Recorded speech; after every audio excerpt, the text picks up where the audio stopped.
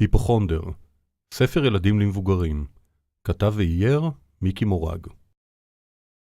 לבתיה, אמו הדאגנית של יעני, שהייתה גם סגנית מנהלת היבשת, שבכלל לא קיימת, הסרט הזה כבר הגיע עד כאן. הפעם היא הכריזה, אני מתכוונת לטפל במרחונדר הצעיר בכל הרצינות ובאפס סובלנות. והעיפה אותו לכל הרוחות, בלי סוודר ובלי כפפות. אבל היפו לא נעלב. ההפך. הוא כן נעלב. הוא כל כך נעלב שהוא הרגיש שחג הקורבן זה ממש עליו. ברוכים הבאים לחולילנד, הארץ המובטחת. חולילנד?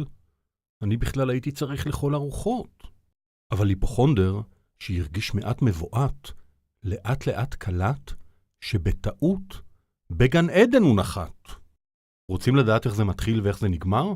היכנסו להקרנף.wix ותבדקו באודות ובפרסומים במדיה. תהנו.